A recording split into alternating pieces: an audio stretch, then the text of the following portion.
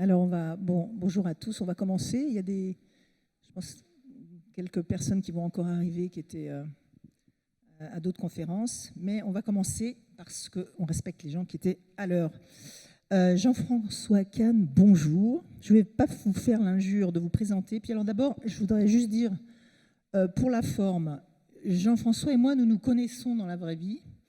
Donc, ce serait un peu artificiel pour moi de le vous voyer et pour lui de me répondre par un vouvoiement. Donc, si ça ne vous choque pas, on va être plus honnête et se tutoyer. Hein, voilà. Alors, Jean-François, tu fais partie du paysage médiatique français et de nos vies depuis tant d'années. Tu publies enfin, parce qu'on l'attendait ce livre, tes Mémoires d'outre-vie, le tome 1, Je me retourne sidéré aux éditions de l'Observatoire. Alors, ceux qui aiment l'histoire, la politique, la France, la chanson, l'opéra, la littérature, la philosophie, puis alors surtout la parole libre, parce que c'est quand même ta marque de fabrication, jetez-vous sur ce livre. C'est passionnant, c'est truffé d'anecdotes sur les coulisses des politiques, des médias. On rit, on est ému, on s'énerve avec lui, parce qu'il y a des motifs d'énervement. On réfléchit avec lui, et franchement, c'est passionnant. Alors, on te suit à travers les journaux où tu as travaillé, Paris Soir, Le Monde, L'Aventure de l'Express avec JJSS et Françoise Giroud, Europe 1 où tu as été éditorialiste, la télévision, les nouvelles littéraires, l'intervalle avec tambour et trompette, animateur sur France Inter d'une émission cultissime sur la chanson. Bon, l'aventure de Marianne et de l'événement du jeudi, c'est évoqué brièvement, mais ce sera surtout l'objet d'un deuxième tome qui va paraître en 2022, début 2022, donc préparez-vous aussi pour le deuxième tome. Quelle vie, Jean-François, quelle aventure que ce livre et quelle aventure que ta vie. Alors, une tranche de vie et d'histoire exceptionnelle, mais aussi c'est ta curiosité, ta liberté et ta soif de comprendre et de partager qui font que ce livre, c'est franchement un moment passionnant à lire, et puis ça se lit tellement vite et tellement bien que franchement vous allez passer un bon moment. Alors, comme dans tous les bons mémoires, ça commence par l'enfance. Tu es un enfant de la guerre. Est-ce qu'on peut dire que la guerre, la collaboration, le pétainisme, l'après-guerre aussi, ont profondément et durablement façonné ce que tu es devenu? Eh bien, figurez-vous, s'il y a des gens ici qui ont plus ou moins mon âge, même plus vieux, ça existe. Ça existe. Peuvent peut-être en témoigner. C'est que pendant la guerre, 40, 44, 45, mon père a été un résistant de première heure, mais vraiment de la première heure. Ma grand-mère, je pourrais vous dire ce qu'elle a été, si ça vous intéresse. Oui, c'était un peu de l'autre bord, la grand-mère. Voilà. Que c'est en soi quelque chose d'assez extraordinaire. Eh bien, je n'ai jamais entendu parler de la guerre pendant la guerre. Je n'ai entendu parler que de la guerre de 14-18. C'est-à-dire c'est quelque chose qui est très frappant, dans la mesure où il y en a une, quoi qu'on dise qu'on a perdu, il faut rendre hommage au général de Gaulle qui nous a fait croire qu'on l'avait gagné. Mais sans de Gaulle qui nous a fait croire qu'on l'avait gagné, le fait est qu'on l'a perdu. Donc on n'en parle pas. Mais même quand je dis on en parle, ou alors son côté atroce. J'ai été très ami avec Simone Veil. Je n'ai jamais pu lui faire parler d'Auschwitz et des camps de concentration. Dans les années 47-48, j'ai rencontré plein de gens qui sortaient de camps de concentration. Ils m'ont jamais raconté, quasiment jamais. On racontait pas la guerre. En revanche, la guerre de 14-18, mais ça rythmait complètement ma jeunesse, la guerre de 14-18. En plus, pendant la guerre, mes parents m'avaient réfugié chez une dame. On disait que c'était ma nourrice. C'était pas ma nourrice, parce que j'avais quand même déjà 4 ans. Cette dame, c'était une veuve. C'était dans un village d'Indre-et-Loire. Et il y avait le portrait de son premier mari, tué en 14-18, en uniforme. En fait, elle avait eu un deuxième mari tué en 40, mais il n'y avait pas son portrait. En revanche, elle avait une pendule, vous savez, avec les balanciers. Ouais. Et tous les deux avaient eu la croix de guerre. Elle avait attaché une croix de guerre à chacun des balanciers. Pour équilibrer. Ben oui, pour équilibrer. Donc, quand même, la guerre, si, je pense que ça a marqué ta génération, évidemment, durablement. Alors, juste pour parler aussi de ta famille, il y a des très belles hommages. Il y a des très belles pages, en hommage à ton père, qui a été un type incroyable. Tu dis à un moment donné, mon père, c'était un saint laïque. C'était un guide spirituel pour toi, pour tes frères, pour tous les les enfants qu'il a suivis dans son cours. Une exigence incroyable. C'est lui qui t'a poussé dans les études, ambitieux, tolérant pas la médiocrité, te poussant. On peut dire que ça a été vraiment ton guide intellectuel. Ce père, en 1970, il se jette d'un train et c'est un des épisodes de ce livre qui est émouvant et bouleversant. Et tu dis, on n'a rien compris, ça a été un écroulement. Est-ce que dans ces cas-là, on dit que les familles, elles sont chargées d'une culpabilité parce que quelqu'un disparaît, on ne comprend pas ce qui s'est passé? Est-ce que ça a été ton cas, le cas de tes frères, de ta famille?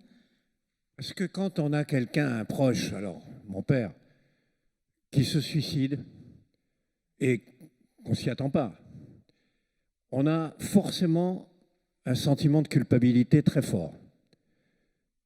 Qu'est-ce qu'il a voulu me dire que je n'ai pas entendu? Qu'est-ce que je ne lui ai pas dit et que j'aurais dû lui dire? Et tout à coup revient, mais oui, il y a ça, j'aurais dû entendre, j'aurais dû comprendre. C'est terrible. Voilà. Mon frère a fait un livre sur mon père, tout un livre sur mon père. Donc il nous a été prof de philosophie, il nous a tout appris. La différence entre mes deux frères et moi, c'est que mes deux frères, mon père leur a apporté tout ce qu'il y avait de positif. Sur la culture, la philosophie, la science, la musique, l'art, il leur a tout appris. Bon. Moi aussi, mais moi, il y a un côté négatif aussi. C'est que c'était l'intellectuel type, l'intellectuel tel qu'on en connaissait dans les années 50-60. C'est-à-dire qu'il poussait l'intellectualisme jusqu'à une forme d'assèchement. D'ailleurs, c'était un génie, une écriture magnifique, une culture inouïe, et il n'a jamais écrit de livre. C'est-à-dire qu'à force de chercher la quintessence, l'absolu, il n'écrivait pas. Et donc, j'ai fait une réaction en même temps contre l'intellectualisme desséchant. Et si je me suis mis à aimer la chansonnette, si je me suis mis à aimer l'opérette, si je me suis mis à lire des romans policiers, il y a toute une partie de mon existence qui, tout en étant fasciné par lui, et en même temps une réaction contre lui. Alors, je disais qu'il était dans un régiment à l'est de chars. Je n'ai jamais compris comment il pouvait être un régiment de chars, parce que j'étais incapable de conduire même une bicyclette. Et il a voulu rejoindre De Gaulle dès juin 40. Il a été dénoncé par son colonel français et emmené dans pas de concentration, mais le camp d'Argelès. Bon. Mais moi, ce qui a été pour moi, alors tu parlais de la guerre, qui m'a beaucoup marqué quand même, c'est l'autre cas, c'est que ma grand-mère, c'est-à-dire ça, c'était mon père était le père de mon grand-père. Mais la mère de ma mère, ma grand-mère donc, je ne l'ai pas connue. Et je ne l'ai pas connue pour une raison qui va peut-être vous surprendre, c'est qu'elle n'a pas voulu me connaître. Ni moi, ni mes frères. Et pourquoi elle n'a pas voulu me connaître? Ça va peut-être vous surprendre encore plus, parce qu'on avait un nom juif. Le fait que mon père, que ma mère se soit mariée avec un monsieur qui s'appelait Kahn, qui entre parenthèses n'était absolument pas juif de religion, mais enfin il avait un nom juif, elle a refusé de rencontrer les petits-enfants. Donc, autant vous dire qu'elle était raciste et fasciste. Elle était d'origine suisse-allemande, elle était très fasciste. Pendant la guerre, donc, c'était logique, elle a collaboré avec les Allemands. Et elle a été la maîtresse d'un officier allemand. Quand Paris a été libéré, les résistants sont arrivés, elle était dans une maison à Ruistre, dans la banlieue parisienne, avec son amant d'ailleurs. Ils sont arrivés, entre parenthèses, au mieux pour lui couper, pour la raser, la tondre. Au pire pour la fusiller sur place. Mais elle avait fui avec les Allemands la veille. Elle avait fui les Allemands dans leur exode la veille. Elle avait mis, parce qu'elle avait eu une vie, elle était très belle, très aventureuse, et elle avait mis tous ses bijoux et son argent dans une valise. Elle avait pris la valise. Et écoutez bien, au cours de la retraite allemande, son amant l'a tuée dans une balle dans la tête pour lui voler la valise. Ce qui fait que par un concours de circonstances inouïes, au lieu d'avoir une grand-mère fusillée pour collaboration, j'ai une grand-mère assassinée par les nazis. Une héroïne. C'est de la chance. Et alors, je me souviens quand les gendarmes sont venus annoncer à ma mère, ils sont venus annoncer, Madame, soyez courageuse, Votre mère, quoi? Il lui est arrivé quelque chose, quoi? Elle est morte, elle a été assassinée. Ma mère, elle dit, par qui? Les Allemands. Et ma mère, elle dit, ah, je préfère.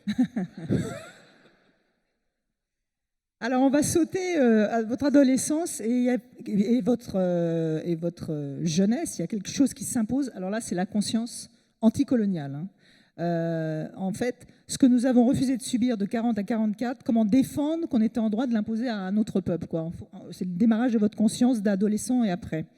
Vous consacrez des pages importantes à l'Algérie, qui sont fondamentales.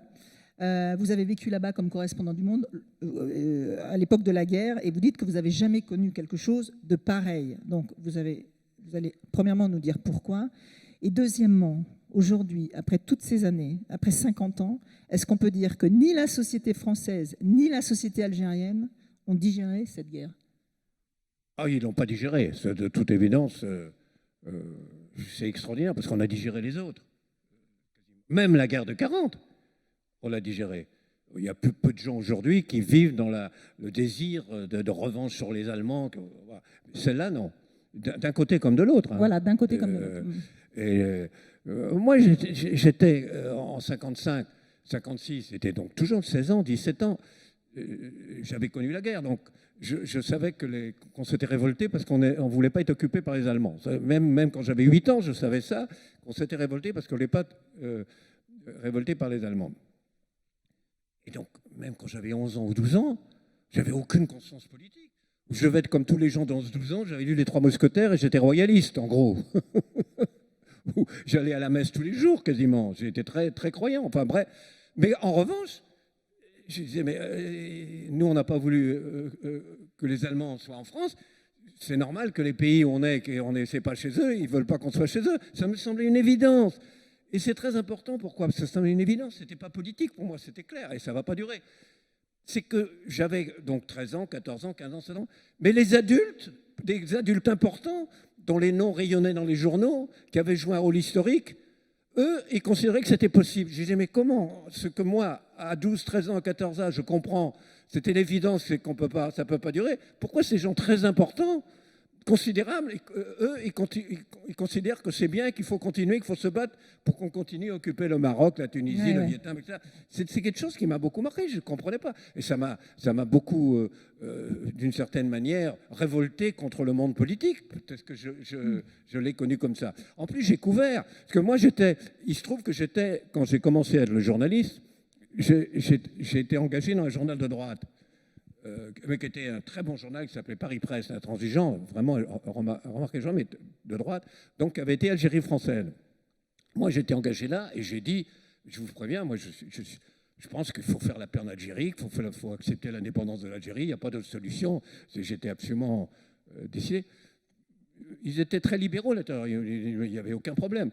Et puis, le général de Gaulle a pris le tournant, c'est-à-dire a négocié pour donner l'indépendance à l'Algérie. Et à ce moment-là, ils ont donné l'ordre au journal de prendre le tournant aussi. Et moi, j'étais tout jeune, j'avais 21 ans. Les gens qui étaient en Algérie, les reporters, les journalistes qui étaient en Algérie, c'était les grandes vedettes. Les grandes vedettes, ils étaient reporters en Algérie. Genre, vous savez, genre reporter avec un gilet... Oui, avec la panoplie. Ouais. Un machin, un truc. Et moi, j'étais petit dans mon coin. Et tout à coup, ils disent, il faut prendre le tournant. Les mecs, ils ne voulaient pas prendre le tournant. Ils étaient Algérie française, militants. Ils avaient couvert l'Algérie. Ils ne voulaient pas prendre le tournant. Absolument pas. Il y en avait un, par exemple. Il avait 24-25 ans. Alors lui, c'était un facho terrible. Et, il dit, moi, jamais, je ne veux pas prendre le tournant. C'est pas possible. Alors il dit, écoute, toi, tu es jeune, on t'aime bien. Hein, on ne veut pas se séparer de toi, parce que la plupart sont partis. Il y en a même qui sont partis, ils font des minutes. On t'aime bien. Ce qu'on va faire, on sait que tu aimes bien bouffer. Tu vas nous créer une rubrique gastronomique. Le mec, comment une rubrique gastronomique? Le déshonneur. Moi, c'est la politique, la grande politique. Je vais quand même parler de bouffe. Vous prenez pour qui? C'est ça ou la porte? Oh, le mec, il finit par dire, bon, bah, c'est ça. Et c'était Henri Gault, de Gaumillot. C'est-à-dire, ça l'a rendu millionnaire. C'est quand même extraordinaire. Et à ce moment-là, il dit, mais il faut trouver un mec qui prend le tournant. Et alors là, je les vois arriver, tous ces vieux, là, ils étaient là, tout doucement vers moi, le petit jeune. vous ne pourriez pas accepter, ça vous intéresserait de prendre le relais en Algérie? Et à ce moment-là, ils m'ont envoyé et j'ai couvert la suite des événements algériens. Tu dis que tu n'as jamais vécu quelque chose de pareil en termes de violence, en termes de...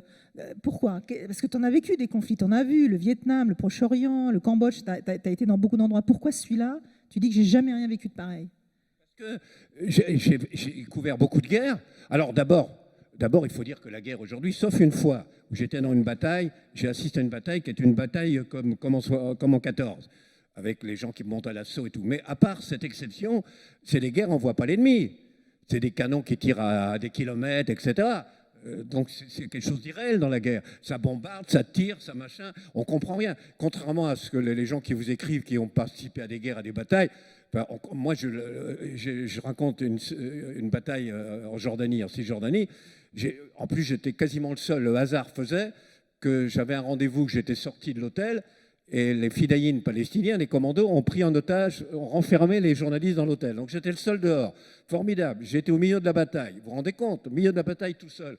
Je n'ai rien compris. Parce que quand vous êtes au milieu d'une bataille, vous avez des gens qui se cachent derrière un mur, qui tirent sur des gens qui se cachent derrière un mur, et vous-même, vous les regardez cachés derrière un mur. Donc vous ne comprenez rien. À la fin de la bataille, alors je peux raconter, ça tirait, ça machin, à la fin de la bataille, je ne savais même pas qui avait gagné. Alors je suis rentré à l'hôtel où ils n'avaient rien vu, mais comme ils n'avaient rien vu, ils avaient écouté les radios, Radio Tel Aviv, Radio Le Caire, etc. Et donc ils savaient eux ce que moi je ne savais pas.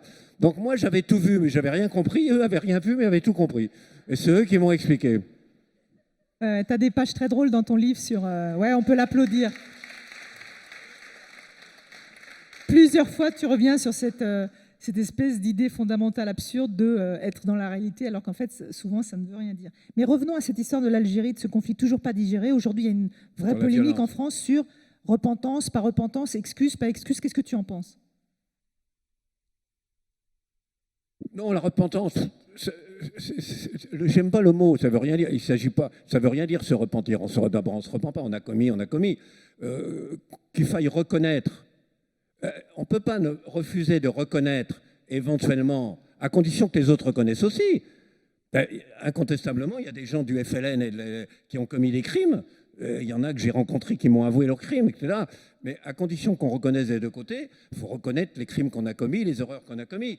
Il ne s'agit pas de s'en repentir, d'autant plus s'en repentir, c'est facile. On s'en repent alors que c'est nos pères qui les ont commis. C'est pas nous. Alors on se repent sur le dos de nos parents. Mais en revanche, faut l'admettre. On ne peut pas sans arrêt dire les Serbes refusent de reconnaître les crimes qu'ils ont commis, de reconnaître les Russes sous Poutine refusent de reconnaître les crimes de Staline, et nous dire ah ben non, nous on ne doit pas reconnaître les crimes qu'on a commis. C'est absurde, ça ne tient pas debout. Alors cela dit, tu disais simplement un mot. Pourquoi j'ai vécu des scènes d'extrême violence beaucoup plus que les guerres? Parce que, d'abord, c'était une guerre civile. J'ai couvert la fin de la guerre d'Algérie, mais j'ai couvert aussi, et là c'était dantesque, vous n'imaginez pas ce que c'était la période où on avait signé la paix avec les Algériens, mais il y avait une organisation d'extrême droite française qui s'appelait l'OAS, et qui commettait du terrorisme contre les Algériens et contre les Français. Et là, c'était pas la guerre, c'était que dans une journée à Alger, il y avait 70 personnes qu'on tuait. Je racontais une scène, parce qu'on s'habitue à tout. Finalement, contrairement, on dit, mais comment les Russes ont-ils pu accepter, les Allemands ont-ils pu accepter, etc.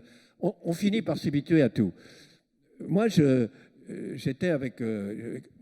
tout au début, quand je suis arrivé à Alger, il y a eu une explosion, une voiture qui a explosé sur les docks. Et j'arrive, comme j'étais tout jeune, je me précipitais encore à chaque explosion, ce que les autres ne faisaient plus. Et donc je suis quasiment le premier, sinon le seul à arriver, blanc, européen, sur les docks d'Alger où une voiture a explosé et il y a 70 morts. Je ne sais pas si vous imaginez 70 morts déchiquetés sur une petite place comme ça. Terrible. Comme j'étais le premier Européen qui est arrivé, c'était des Arabes, évidemment. C'était des Arabes qui faisaient la queue pour être engagés comme dockers. Tout à coup, ils se précipitent vers moi. Je suis le premier Européen, ils se précipitent vers moi. Ils commencent à enfin, j'avais une trouille terrible. Alors, je criais, je suis journaliste, etc. Et là, il y a 3 militants du FLN qui me dégagent, qui me prennent, qui me sortent. qui leur tape sur la gueule d'ailleurs, et qui m'emmène dans un quartier qu'ils contrôlaient. Et je devais écrire un article. Eh ben, je n'ai jamais pu écrire l'article parce que je tremblais tellement que je ne pouvais pas écrire. Je ne pouvais pas écrire. Je ne pouvais plus écrire. Donc j'étais encore impressionné. Or, deux mois après, je suis, pour ceux qui ont connu Alger, ce qu'on appelait l'avenue Michelet à l'époque, c'était la rue principale. J'étais avec un Anglais. C'était un Anglais extrêmement bizarre, un journaliste anglais, parce qu'à chaque fois qu'il avait une émotion forte, ça provoquait chez lui qu'il chantait une chanson qui disait « Ne reviens jamais, horrible tango ». Je ne sais pas si vous connaissez cette chanson, c'est une chanson de Charles Trenet qui dit « Ne reviens jamais, horrible tango qui sent le magot et le je ne sais pas quoi ». Je ne sais pas pourquoi, toute émotion forte lui provoquait chez lui le fait qu'il chantait cette chanson. Donc j'étais avec lui, on discute. Et puis il y a un musulman qui vient de l'autre côté, normalement il n'y avait plus de musulmans dans ce quartier français. Hein, il y en avait un qui venait de l'autre côté, qui nous croise. Et au moment où il nous croise, il y a un autre Européen qui le croise. Lui, paf, une balle dans la tête, il tombe devant nous. Et il tombe, c'était incroyable, parce qu'il tombe comme un oiseau sur un fil, sans s'agiter, comme une pomme. C'était quelque chose d'irréel. Bon. Nous, on discutait. On contourne le corps et on continue à discuter. Et tout à coup, on s'arrête. Et tout à coup, c'était... Mais voilà, on en est arrivé là. C'est-à-dire que tout ce qu'on a vécu depuis 2 mois fait qu'on vient de tuer un mec devant nous, il tombe devant nous, on le contourne et on continue à discuter. Ben voilà, c'est incroyable ce à quoi on peut finir par s'habituer. Ouais. Alors, il y a une petite page sur laquelle je voudrais qu'on revienne, c'est que tu as été membre du Parti communiste dans les années 50 pendant 2 ans à peu près. Toi qui as été un adversaire de tous les totalitarismes, pourquoi? Qu'est-ce qui se passe? Qu'est-ce qu'il y avait dans ce Parti communiste qui a fait que tu as non seulement eu la tentation, mais que tu as choisi d'en être adhérent pendant 2 ans?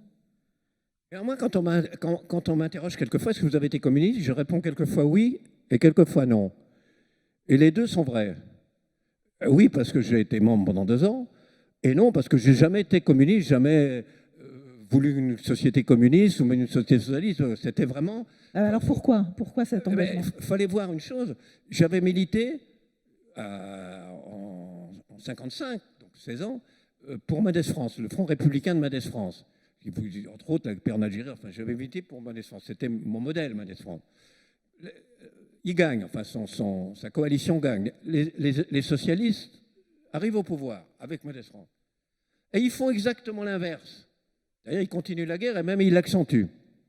Donc, pour moi, j'avais une... Déjà, continue la guerre d'Algérie. Hein, déjà, il faut voir que mes parents, comme je suis né quand même à 38, déjà, j'étais formé par mes parents sur le fait que les socialistes avaient voté unanimement les accords de Munich, que les socialistes avaient voté en majorité les pleins pouvoirs au maréchal Pétain. Déjà, j'avais une idée des socialistes traîtres. Pour moi, c'était des traîtres. Donc, et secondement, il fallait voir que la droite à cette époque, c'est pas la droite d'aujourd'hui, c'était une droite pétiniste qui était restée en gros pétiniste.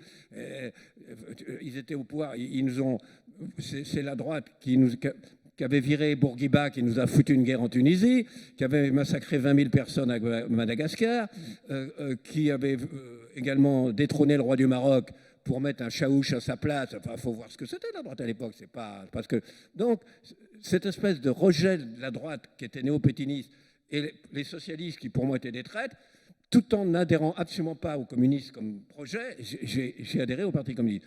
Mais non seulement je ne le regrette pas, parce que ça a été une aventure. D'une façon générale, les militants, c'est des gens formidables. C'est dommage qu'ils soient, quand les partis deviennent très petits, les militants deviennent très sectaires, très dogmatiques. Donc c'est ce qui se passe aujourd'hui avec les conséquences qu'on voit. Mais quand c'est des partis très importants, c'est des gens formidables, les militants. Ils consacrent leur vie, c'est pas leur intérêt, ils consacrent les vies aux autres, ils se militent pour des causes, ils sont toujours disponibles pour... C'est des gens, que ce soit des RPR, que ce soit des... C'est des gens formidables. Donc déjà, j'ai connu des gens formidables qui avaient comme chef des gens épouvantables. C'est d'ailleurs une tragédie, des gens aussi formidables, aussi habités par la volonté de l'égalité, de l'humanisme, tout ça, des gens extraordinaires qui avaient été des héros pendant la résistance, étaient dans un parti qui était commandé par des gens aussi épouvantables. C'est quelque chose aussi qui m'a frappé. Mais surtout, à ce moment-là, j'ai été, par exemple, moniteur dans un patronage laïque d'une municipalité communiste. Je m'occupais de l'enfant. À l'époque, le Parti communiste faisait 25% des voix. Et vous avez l'Église catholique qui avait encore des organisations très fortes. Mais on n'imagine pas le drame qu'a été pour les banlieues l'effondrement et du Parti communiste et de l'Église. C'est-à-dire ça structurait la société, ça formait les jeunes. Cet effondrement a ouvert un espace formidable pour l'islamisme d'un côté et pour la délinquance de l'autre. Terrible. En plus, les communistes, ils disaient qu'il fallait faire attention à l'immigration et qu'il fallait la contrôler. Ils disaient qu'il fallait faire attention au trafic de drogue qui était en train de pourrir la société.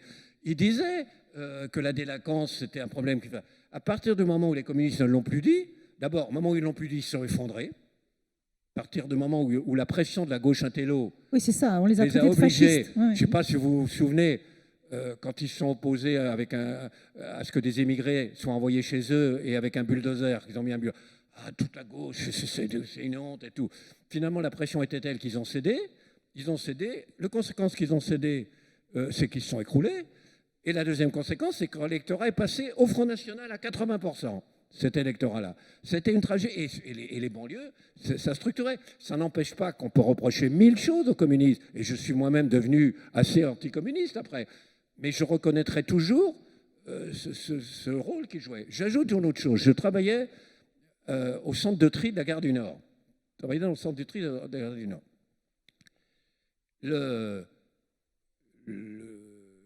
Comment on appelle, responsable du service, c'était le service du tri, le responsable du service, le contremaître, était à la fois le responsable de la CGT et de la cellule communiste. C'était la totale. Bon.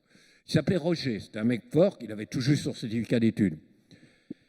Tous les semaines, chaque semaine, en fin de semaine, il réunissait le personnel, qui était en majorité CGT communiste, et il y avait une distribution de livres. Donc on distribuait Victor Hugo, Stendhal, Balzac, et puis ensuite ils en discutaient, etc., de ça. Et lui, qui aimait beaucoup la musique, je ne sais pas pourquoi, il s'était pris d'un amour pour la musique baroque. Et la musique baroque, on n'en parlait pas à l'époque. La musique du XVIIe, lui, il connaissait tout, il m'a tout fait découvrir, tout découvrir. Il y avait les communistes, à côté de ce qu'ils avaient de négatif et du rôle négatif qu'ils jouaient, avaient un rôle positif sur le plan culturel dans la classe ouvrière inimaginable. Ils allaient au TNP ensemble, machin. Là aussi, quand ça s'est effondré, ça a été fini. Il n'y a plus de pénétration de cette culture dans la masse ouvrière. Donc voilà pourquoi... C'est ça que tu regrettes, absolument. Je ne regrette pas. Je voudrais qu'on parle de De Gaulle, évidemment, personnage immense et incontournable. Tu parles du vide qu'a laissé De Gaulle. Alors toi, tu as été opposé à son retour. Tu as dit non au référendum de 69 et pourtant, on sent que tu l'admires et presque que tu le regrettes. Alors explique-nous un peu ça, cette opposition et en même temps ce regret. 58 ? Ouais, 58 notamment. Non mais 58, alors je pourrais dire en 58, j'étais encore très à gauche et que bon... mais en fait, c'est pas ça. À 58, on l'oublie. Il y a un coup d'État militaire en Algérie. Les types qui provoquent le coup d'État militaire, qui s'emparent du quartier général, du forum, c'est connu. Les types qui s'emparent, qui montent le coup et qui forcent l'armée à prendre le pouvoir. Je les ai rencontrés, moi, après. Mais le mot fascisme est un mot trop mou. Hein. Vous n'imaginez pas ce que c'était. C'était des fascistes durs et même des nazis. On a oublié leur nom, ils s'appelaient Martel, ils s'appelaient... Enfin, d'ailleurs, il y en a qui ont été fusillés sous l'ordre de Gaulle. Ils ont été tous mis en prison sous l'ordre de Gaulle. C'est d'authentiques fascistes. Et moi, ma réaction, c'est de dire c'est un coup d'État d'extrême droite. Et c'était un coup d'État d'extrême droite. Ce que je négligeais, c'est qu'en fait, heureusement que De Gaulle l'aura piqué, les a écartés du coup d'État, l'a pris pour lui et du coup a sauvé la République.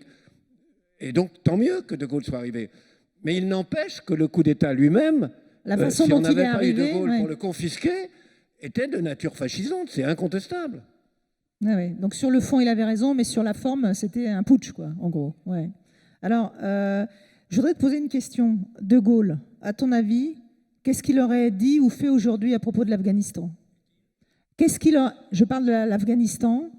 Le fait que, voilà... Qu'est-ce qu'il aurait dit ? Imaginons De Gaulle aujourd'hui dans une situation qui est la nôtre. Qu'est-ce qu'il aurait dit? Qu'est-ce qu'il aurait fait par rapport à l'Afghanistan? Qu'est-ce qu'il aurait dit? Ça, je peux pas savoir. D'abord, personne en 58 ou en 59, et surtout pas ceux qui le soutenaient, parce que, je fais une parenthèse, moi j'ai donc manifesté contre le retour de De Gaulle, parce que je constatais que c'était un push et qu'il était dangereux, mais ceux qui ont été couillonnés, c'est ceux qui ont manifesté pour. Ils ont manifesté pour parce qu'ils étaient pour l'Algérie française et qu'on continue la guerre en Algérie. C'est eux qui ont été couillonnés.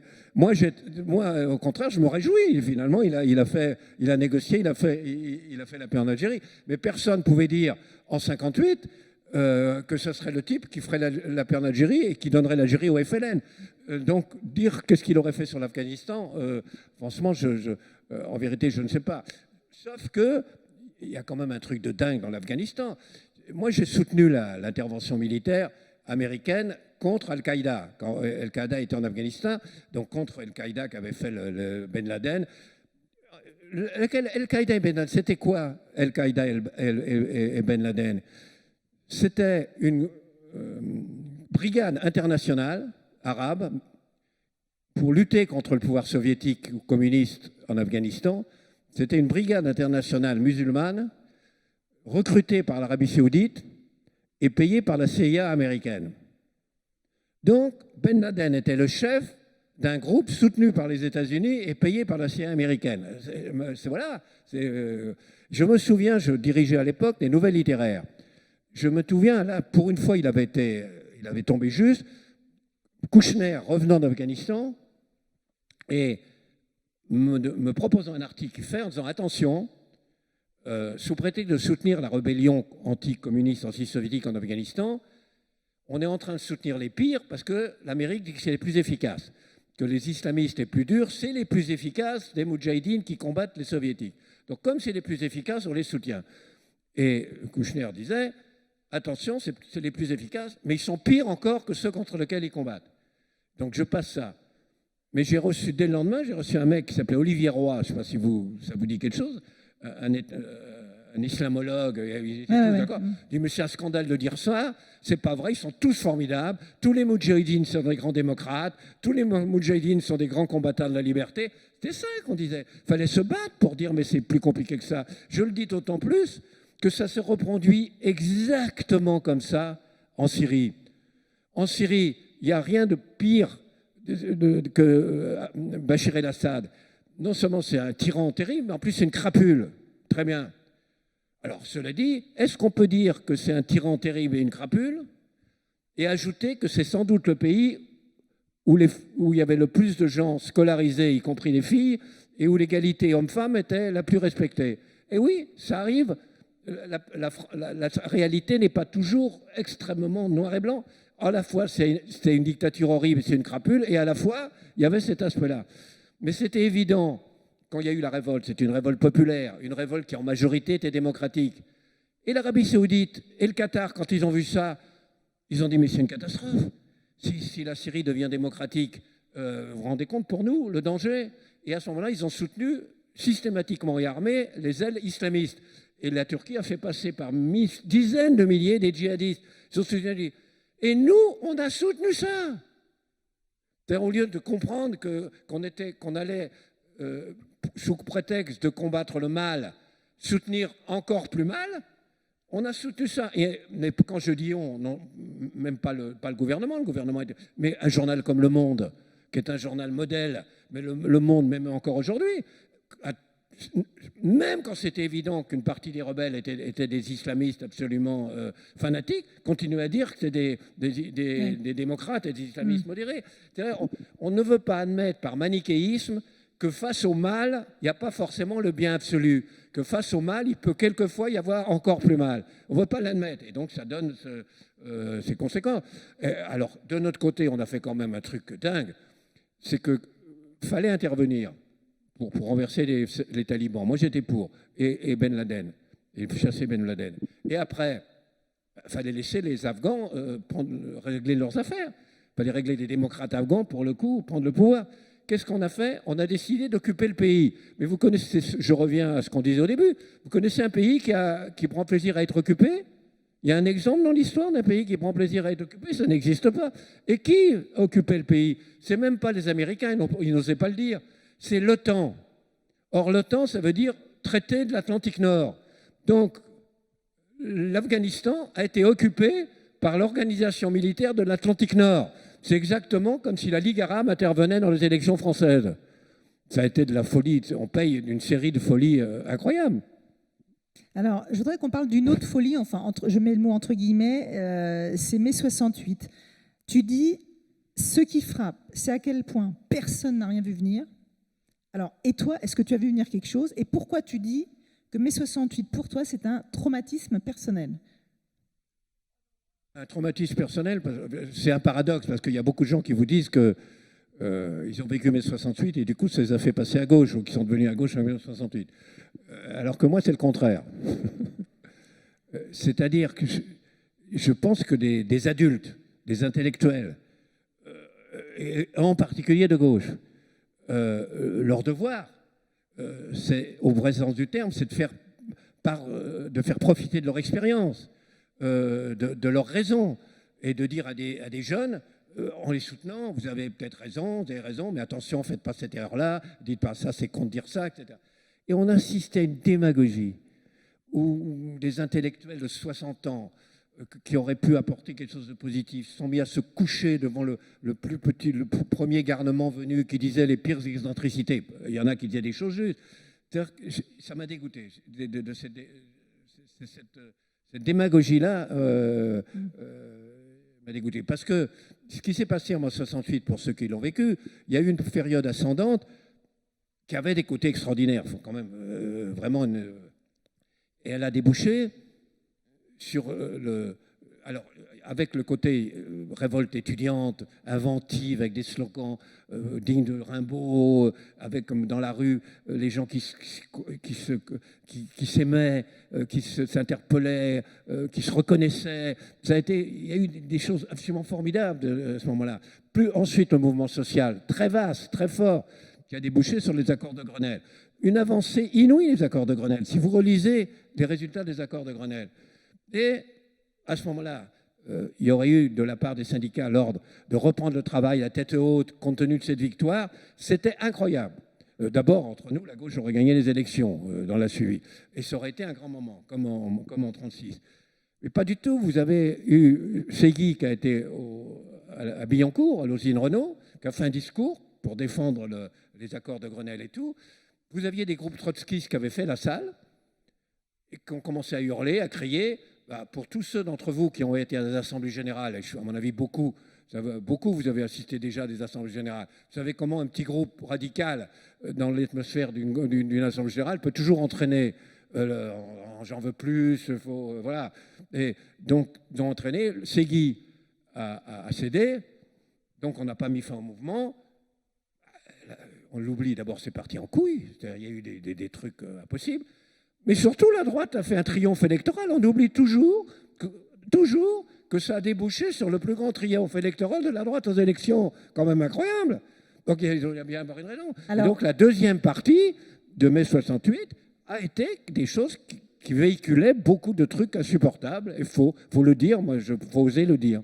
D'ailleurs, tu cites plusieurs exemples, hein, on peut peut-être le faire rapidement, mais tu dis c'est une constante dans l'histoire, et aussi par exemple au 19e, etc. Quand les plus radicaux à gauche font dans la surenchère, systématiquement, ils mettent au pouvoir les plus conservateurs et les plus à droite. Ça, c'est quelque chose de récurrent pour toi dans l'histoire de France? Pas toujours, non. Ce qui se passe, alors ça, je l'ai vécu. J'ai vécu au Chili, j'ai vécu en Argentine, j'ai vécu en Bolivie, j'ai vécu vraiment beaucoup. Quand vous avez un mouvement social ou une poussée politique qui porte vers la gauche, les forces les plus conservatrices, elles ne sont pas folles. Elles ne se mettent pas tout de suite en avant en tant que force conservatrice. Elles soutiennent les plus à gauche pour foutre le bordel. Vous savez, on a retrouvé, je suis sûr que personne ne le sait ici, on a retrouvé, au moment de la Révolution française, ensuite, on a retrouvé dans l'armoire de fer de Louis XVI, on a retrouvé un certain nombre de documents qu'on a utilisés ensuite pour faire le procès de Louis XVI. Mais il y a un document dont personne ne parle. C'est qu'on a retrouvé la liste des organisations que Marie-Antoinette faisait payer. Donc on peut croire que c'était des organisations défendant la monarchie. Eh bien non, toutes les organisations les plus anarchistes, les plus radicales, y compris les montagnards de Robespierre, de Marat, etc., étaient sur la liste des organisations que Marie-Antoinette demandait de payer. Elle le disait, parce que grâce à eux, il va y avoir l'anarchie, ça va être le bordel, et ça va nous permettre de revenir à un pouvoir absolu. Mais moi, je l'ai vu partout, ça. Donc, quand vous êtes témoin à ce point du rôle, pour des raisons souvent généreuses, c'est ce que je disais du Parti communiste tout à l'heure, les types sont généreux, ils le croient, ils se battent, souvent ils sont héroïques, c'est pas le problème.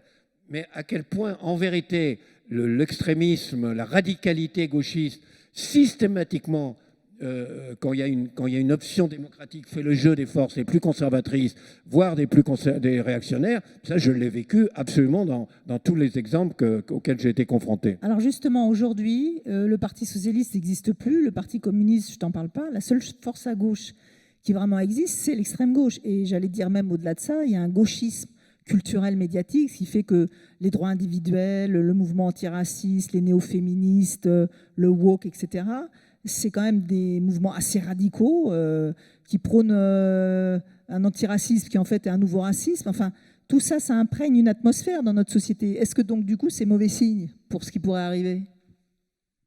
Bon, ça je ne parle pas dans ce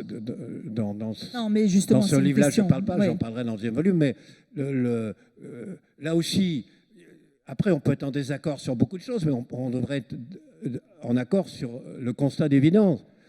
Il est clair que ce mouvement-là, c'est-à-dire ce qu'on appelle, je ne sais pas comment dire, décolonial, le mouvement décolonial, intersectionnel, enfin, c'est-à-dire cette idée, au fond, la gauche au bon sens du terme, ou même le camp démocratique au bon sens du terme, c'est quoi? C'est la République, c'est la laïcité, c'est l'antiracisme, et tout à coup on voit apparaître minoritaire, il faut dire minoritaire, mais, excusez-moi de dire ça, minoritaire, mais pas minoritaire dans la presse de gauche. C'est ça le drame. Donc pour les gens qui voient que la presse de gauche véhicule plutôt cette tendance-là, ils ont l'impression que la gauche est ça. Alors qu'elle est très minoritaire, cette tendance. Mais cette tendance-là remet en cause l'idée républicaine, l'idée laïque, au nom de l'acceptation d'une certaine cléricalisme, l'antiracisme, parce qu'il récuse l'universalisme, au nom de soutien aux luttes de racisés, etc. Mais à partir du moment où tout ce sur quoi les batailles républicaines démocratiques se sont fondées, à partir du moment où vous y renoncez, il reste quoi? À partir du moment où il n'y a plus l'antiracisme, il n'y a plus la laïcité, il n'y a plus la démocratie, il n'y a plus la République, il reste quoi? Il reste ce que pensent les gens dans leur majorité, mais ce n'est pas ce que leur presse véhicule. Eh bien, le résultat, c'est pour ça que je dis le résultat, c'est une gauche à 26%. Qui est-ce qui aurait cru que l'ensemble des gauches françaises, au sens large, serait à 26% des voix? On peut quand même se poser la question du rapport entre cette dérive et de cette chute électorale. Alors ça me fait une bonne transition parce qu'on parle beaucoup dans ton livre des journalistes et du pouvoir, parce que tu traverses les années 50, 60, 70, bon, enfin jusqu'à aujourd'hui. Si on compare le journalisme, quand tu l'as connu à tes débuts, et aujourd'hui, il y a une grande tendance à dire « Ah, bah, c'était mieux avant, les journaux c'était mieux avant, etc. » Alors, est-ce qu'il y a une part de vrai, est-ce qu'il y a une part de faux? Qu'est-ce que tu en penses? De la déontologie des journalistes, de leur formation, de la façon dont les journaux relatent la pluralité de l'information, etc. Qu'est-ce que tu en penses? Faut rien idéaliser.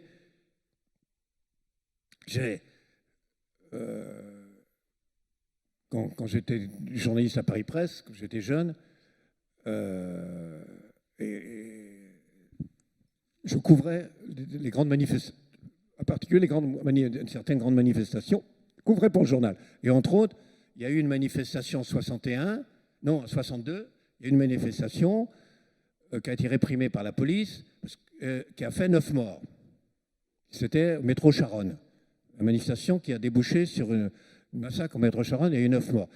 Entre parenthèses, aujourd'hui, je suis le premier à dénoncer les violences policières quand il faut, mais après 50 manifestations émeutières, il n'y a quand même pas un mort dans la rue. Là, une seule, il y avait 9 morts. Là, on oublie aussi quand même cette évolution. Il fallait voir ce que c'était les policiers à l'époque. En plus, ils avaient ce qu'on appelait des bidules, c'est-à-dire des normes de trucs de 2 mètres, très lourds, vous foutez sur la gueule. C'était horrible. Donc, il y a eu 9 morts. Donc, je couvrais cette manifestation. Je n'étais pas dans le métro, je n'ai pas vu les 9 morts, mais j'ai vu la violence de la manifestation. Le lendemain matin, j'arrive pour faire mon papier dans le journal. On ne me demande rien. J'étais surpris. Donc je m'avance vers le rédacteur en chef. Il était au téléphone, donc je me mets derrière lui en attendant qu'il soit au téléphone pour dire qu'est-ce que je dois faire, combien j'ai de place. Et au téléphone, je comprends qu'il est en liaison avec le ministère de l'Intérieur qui lui dicte le récit de la manifestation. Et moi, on ne me demande rien. Et à la place de mon récit à moi, on publie un récit dicté par le ministère de l'Intérieur. Mais c'est impossible aujourd'hui. Ce serait impossible. Or, c'était possible hier. En 61, là aussi, je couvre une autre manifestation, c'était les Algériens qui manifestaient contre un couvre-feu. Octobre 61. On ne saura jamais combien il y a eu de morts. Jamais. L'extrême gauche dit des chiffres dingues, folles. Mais enfin, il y a eu au moins 50 morts. 50 morts à Paris. Et pas des morts de la manifestation encore. Ça a été très violent, mais il n'y a pas eu de mort dans la manifestation. Des mecs dont sont apparés la police et qu'ils ont noyés dans la Seine ou pendus dans les forêts de Chaville et de Boulogne. 50. Maintenant, c'est officiel. On n'est pas d'accord sur les chiffres, mais c'est officiel. Mais moi, j'avais la preuve. J'avais un ami photographe qui m'avait donné des photos. J'avais la preuve. Je n'ai jamais publié une ligne. Je n'ai pas pu l'écrire. Mais aujourd'hui, ce serait impossible, vous imaginez? Aujourd'hui, la presse en ferait. Donc, tu vois, il ne faut pas... Oui, bien sûr. Voilà. Maintenant, en revanche, ce pourquoi j'ai créé des journaux. Pourquoi j'ai créé des journaux? Moi, je n'ai jamais eu l'intention de créer des journaux. En plus, je n'avais pas d'argent, je ne connaissais pas de banquiers, je ne connaissais pas de gens riches. C'était quand même une folie de dire je vais créer un grand journal. Pourquoi je l'ai fait? Parce qu'à l'époque, je ne pouvais plus m'exprimer dans aucun journal. Ou bien les gens, c'était des journaux de gauche qui, pour certains aspects, j'ai dirigé Le Point, par exemple. Le Point. J'ai été directeur de la rédaction du Matin de Paris. Il y avait des élections municipales. Je fais un édito pour dire, bon ben, dans l'ensemble, les gens, il faut voter à gauche. Mais il ne faut pas non plus forcément voter selon ses opinions. Il y a aussi être un bon maire ou un mauvais maire. Et donc, privilégier aussi, quelle que soit sa tendance, le type dont vous pensez que c'est une ou un bon maire. Ah, on me dit, vous ne pouvez pas écrire ça, ça démobilise des militants. C'est pas possible. Dire qu'il faut voter à gauche, vous ne pouvez pas dire qu'il faut voter pour les meilleurs. J'ai dit, attendez, moi, c'est pas possible. Si je ne peux pas écrire qu'il faut aussi privilégier les meilleurs, c'est pas possible. Bon, donc j'ai pris parti. Et même chose pour la presse de droite, impossible. Vous ne pouvez pas rien. J'ai quitté Antenne 2. Antenne 2, on n'avait pas le droit de parler des diamants. Si vous prononcez le nom diamant, quasiment, c'était horrible. Au moment de Giscard. C'était interdit. Là aussi, tout ça, c'est impossible aujourd'hui. Il y a une amélioration. Donc, j'ai fini par créer des journaux. Eh bien, le drame, c'est que j'ai eu une série d'expériences récentes. À 2 reprises, j'ai voulu écrire une chronique dans Le Monde qui s'opposait à certaines orientations du monde. Ils m'ont dit on ne peut pas le passer. Et même chose, 2 chroniques que j'ai envoyées au Figaro. Alors qu'ils me demandent, quand je suis d'accord avec eux, ils sont demandeurs pour que j'écrive. Pour dire non, je ne peux pas être d'accord avec vous, etc. Ils m'ont dit on ne peut pas le passer. Donc là, c'est là où on est retrouvé dans la même situation. C'est-à-dire on est le seul pays du monde où il n'y a que 3 journaux qui font l'opinion. C'est inconcevable. 3. Et encore, quand ce n'est pas 2. Et des journaux parce que c'est dans la rubrique débat. Ça serait encore dans leurs journaux. C'est dans la rubrique tribune libre et débat. Et donc, c'est des rubriques libres où vous ne pouvez pas faire une tribune libre et c'est un débat où vous ne pouvez pas débattre. Et d'un côté comme de l'autre. Donc, c'est vrai que sur ce plan-là, c'est quand même, je considère, moi, compte tenu de mes combats, je considère que j'ai échoué, quoi. Pour moi, c'est un échec total parce que je me suis battu contre ça et on se retrouve avec ça. Et un conformisme aussi, et une formation des journalistes toujours un peu uniforme. En plus, j'ajoute une chose dans l'article sur Le Monde. Parce que ça, il se trouve, il faut le dire, que Le Point l'a publié, du coup. Le Point l'a publié en disant que Le Monde avait refusé. En plus, je l'ai envoyé à un certain nombre de relais d'opinion, parce que j'en avais marre aussi de ce refus de... Je l'ai envoyé à un certain nombre de relais d'opinion qui l'ont véhiculé. Au lieu d'avoir 20 000 lecteurs, parce qu'ils ne l'auraient pas mis sur le site internet, Le Monde, donc au lieu d'avoir 20 000 lecteurs, j'en ai eu 300 000. J'ai été assailli de réactions de gens me disant bravo, heureusement que vous avez dit ça, vous avez raison, etc. Et qui c'était? Des lecteurs du Monde, des abonnés du Monde et des journalistes du Monde. Oui, donc c'est à l'intérieur des rédactions, c'est pas simple non plus en ce moment. Je voudrais parce que le temps coule, passe vite. Le Pen, évidemment, vous êtes un adversaire du Front National, du Rassemblement National, ça fait partie de tes combats. Tu dis, alors tu as des mots assez durs sur Jean-Marie Le Pen et Marine Le Pen. Et puis, tu la traites de néo-fasciste, etc. Et puis, à un moment donné, quand même, tu écris dois-je l'avouer, je trouvais de troublante sincérité chez Marine Le Pen.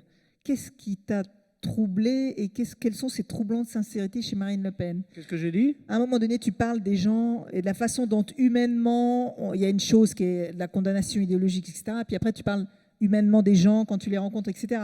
Et tu dis, dois-je l'avouer, je trouvais de troublante sincérité chez Marine Le Pen. Sincérité, parce que un jour, je l'ai invité. Je ne voulais pas qu'on déjeune, qu'on nous voit ensemble au restaurant. Oui. On dit, ouais, il y a Cannes, il déjeune avec Marine Le Pen.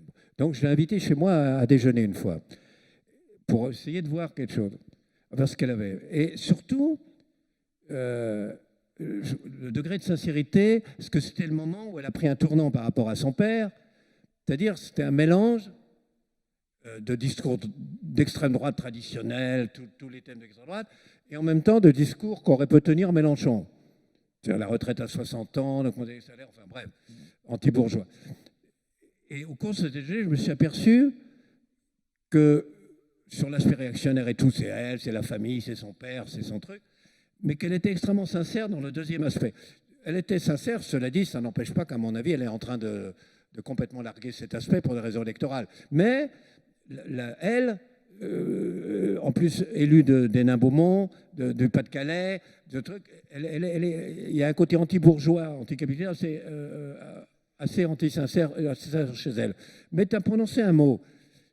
Et avant qu'on termine, j'aimerais le dire, pour moi, c'est... alors, on n'est plus dans le bouquin, hein, parce que je ne parle pas de ça. Oui, mais on n'a pas tout à fait terminé, mais vas-y. Je parle de ce que je pense. Parce que pour moi, c'est essentiel. Et c'est très difficile à dire dans la presse française. On peut le dire très, très difficile. Ça va changer.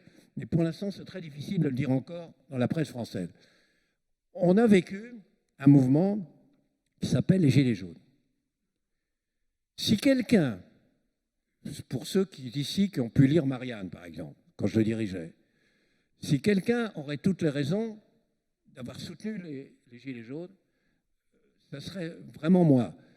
Parce que j'ai mis en garde contre le fait qu'au référendum européen, les gens votaient non, votaient non, et que finalement, sans leur demander... Oui. Moi, j'ai voté oui, mais n'empêche que les gens votaient non, donc il fallait respecter le vote des gens. Et on a fait passer en catimini la Constitution qu'ils avaient refusée sans leur demander leur avis. J'ai dit que c'était terrible, que c'était un déni de démocratie. Le fait qu'il y ait un mode électoral où avec 24% des voix, vous avez 65% des sièges. C'est une folie démocratique. J'ai combattu ça, et faire plus de référendums. J'ai combattu qu'est-ce que j'en ai pris plein la gueule, entre parenthèses, pour ça, sur le sacrifice du commerce de proximité au bénéfice des grandes surfaces, qui est quand même le capital financier dans sa beauté. Cette horreur absolument écologique qui sont les périphéries urbaines aujourd'hui, avec ces grandes surfaces, avec ces centres commerciaux absolument épouvantables. Enfin, pratiquement beaucoup des choses que véhiculaient les Gilets jaunes. Non seulement on l'a dit, non seulement je me suis battu, mais on était parmi les seuls, et on en a pris plein la gueule pour le dire. Et j'ai été contre les Gilets jaunes. Parce que j'y étais. Autant que possible, j'essaie d'y aller. D'abord, j'habite Place de la République, donc ce n'est pas moi qui vais à l'actualité, c'est l'actualité qui, chaque semaine, vient à moi. J'ai même assisté à une chose formidable, c'est la seule manifestation silencieuse de l'histoire, c'est une manif de Sourmet. Manif de Sourmet, c'est formidable, parce que ça ne fait aucun bruit. Et donc, j'ai été les voir, j'ai été sur les ronds-points. Mais ce dont j'ai été témoin était effrayant. Je peux vous dire, le premier truc, c'est, n'est-ce pas, un mec qui vient vers moi, n'est-ce pas qu'il faut chasser Macron et le gang Rothschild. Un autre dit, n'est-ce pas qu'il faut chasser cette dictature sioniste. Et ça veut dire quoi, la dictature sioniste? D'autres, Macron PD. Macron va niquer ta vieille. Dissoudre la franc-maçonnerie. Des trucs de fou. Pourquoi? Parce que qu'est-ce qui caractérisait les Gilets jaunes et qui caractérise plus encore les manifs anti-vaccins? C'est quelque chose qu'on n'avait pas vu depuis la Libération, mais qu'on avait vu avant-guerre. C'est une conjonction extrême-gauche, extrême-droite. Et c'était très net sur les ronds-points. Tu avais les Mélenchonistes et le Pénistes, ils étaient ensemble, dans l'allégresse. Bon. Or, contrairement à ce qu'on croit, le fascisme, ce n'est pas l'extrême-droite. C'est-à-dire, on peut être d'extrême-droite et pas fasciste. Si vous êtes ultra-conservateur, ultra-libéral, monarchiste, légitimiste, intégriste, en soi, c'est discutable, c'est le moins qu'on puisse dire, mais ce n'est pas fasciste. C'est autre chose. Le fascisme, c'est quelque chose de très spécifique. C'est cette conjonction extrême-droite, extrême-gauche. Le premier congrès fasciste en Italie en 1921, 50% des délégués viennent de l'extrême-gauche, 50% viennent de l'extrême-droite. Et un des créateurs du parti nazi avec Hitler, Gregor Ketzer, c'est un mec qui avait les deux, et qui a organisé des... Il y avait un gouvernement centriste qui s'appelait Brüning en Allemagne, dans les années 28. Il a organisé des grèves avec le Parti communiste, commune, nazi, Parti communiste, contre lui. C'était déjà... Alors, cela dit, Hitler l'a fait exécuter, parce que pour rassurer le patronat, il a exécuté le mec. Mais c'était quand même un des créateurs du Parti nazi. Je vais vous donner même un exemple que j'ai vécu. À la fin du régime franquiste, le régime franquiste vient d'une révolte contre la République qui avait été structurée par un parti fasciste, ouvertement et officiellement fasciste, qui s'appelait la Phalange. Mais dans les années 60, ils étaient passés dans l'opposition. Ils trouvaient dénonçaient une dérive libérale. Je vais voir le chef du parti phalangiste, donc pour le coup fasciste. Il y avait deux portraits dans son bureau. Le portrait du créateur du fascisme espagnol, Primo de Rivera, et le deuxième portrait, c'était qui? Che Guevara. Alors, donc, je l'ai vécu. Et donc, je crois qu'il est très important, et les journalistes ne veulent pas le voir, et la presse de gauche surtout, la presse de droite ne veut pas le voir, la presse de gauche ne veut pas le voir. Pour l'instant, si je l'écris, il ne passe ni l'un ni l'autre, mais ça va parler. Dans ce mouvement qui est anti-vaccin, etc. Mais attendez, j'ajoute une chose. On me dit, mais ils n'ont pas tort surtout. Ou bien il y a des braves gens parmi eux. Mais excusez-moi, c'est vrai. Et on dit qu'il faut les entendre. Il faut toujours entendre. Il faut les entendre, évidemment. Et qu'ils n'ont pas tort surtout. Mais on oublie que pourquoi le parti nazi a gagné les élections en Allemagne? Parce qu'il a fait campagne contre le traité de Versailles, l'injustice du traité de Versailles. Mais il avait raison. Le traité de Versailles était profondément injuste. Et alors, c'est une raison pour dire que c'était bien le mouvement nazi. L'argument, ils n'ont pas tort surtout, c'est des braves gens, non. Oui, mais ça n'empêche pas qu'il y a quelque chose de profondément fasciste dans ce mouvement. Moi, je crois qu'il faut le dire. Voilà. Jean-François, on va se quitter, mais je pense que la salle ici va me lyncher si je ne te pose pas une question. C'est qu'est-ce que tu penses de ce qui se passe en ce moment, puisqu'on est en train de parler de l'extrême droite, autour de Éric Zemmour, et est-ce que tu penses que s'il se présente, sa candidature peut influer l'élection et dans quel sens? Alors, personne ne l'a rappelé. Je vois qu'on raconte maintenant d'où vient Zemmour. Personne ne l'a rappelé, mais quand j'ai créé Marianne, je l'ai eu comme chroniqueur.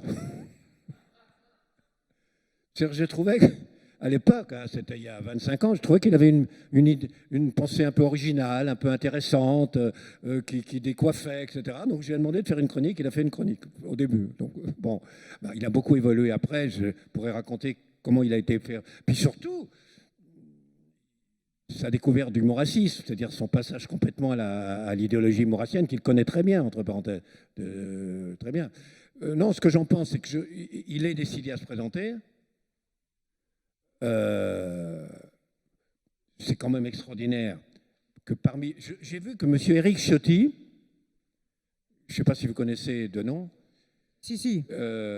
Éric Ciotti a dit que s'il y avait Macron face à Zemmour, il voterait Zemmour. Notamment, c'est probable, comme vous. Il voterait Zemmour. Or, le livre, il se trouve que j'ai lu Plume à la main, pas le dernier que je n'ai pas lu, mais celui d'avant, de Zemmour, Plume à la main, prenez note, tout, le dernier livre de Zemmour, l'avant. C'est un livre très maurassien, pas inintéressant, le type a de la culture historique, mais, si vous le lisez, vous verrez, une attaque mais frontale, radicale contre la République. Il le dit ouvertement qu'il est contre la République, contre la démocratie, contre la laïcité, contre la philosophie des Lumières, alors là, contre Voltaire, contre Hugo, etc. Or, si vous entendez M. Ciotti, il n'arrête pas de parler de la République, de la laïcité, de la démocratie, de la philosophie des Lumières. Alors, de qui se moque-t-on? Moi, je ne suis pas pour qu'on bâillonne Zemmour, mais je suis contre qu'on ne dise pas ce qu'il dit. Et d'ailleurs, j'ai fait un article apparu l'Express pour le dire, il a dit, le Cannes, au moins, a compris mon livre. Donc, c'est Zemmour. Alors, tout ça pour vous dire qu'il n'aurait sans doute pas il aura peut-être pas les signatures, mais s'il les a, une des conséquences incontestables et incontournables, c'est que pour le coup, Macron est sûr d'être élu. Est-ce qu'il va affaiblir Marine Le Pen? Forcément. Mais est-ce qu'il peut l'affaiblir au point... Il va prendre à la droite 2 points ou 3 points à la droite et 2 ou 3 points à l'extrême droite. Donc forcément... Est-ce qu'un candidat de droite ne pourrait pas, du coup, si Marine Le Pen est affaiblie, passer devant Marine Le Pen? Pas s'il y a Zemmour, c'est ce que je te dis. S'il n'y a pas Zemmour, tout est possible, y compris Bertrand, je ne crois pas. Pécresse. Mais Pécresse, on ne peut pas l'exclure, c'est une possibilité. Mais s'il y a Zemmour, ce n'est plus possible. C'est pour ça que je te dis, s'il y a Zemmour, c'est clair que Macron est réélu. Tu restes positif et optimiste sur la France et sur notre avenir? Toujours. Je me force. Bravo, merci Jean-François Kahn. Et lisez ce livre absolument formidable.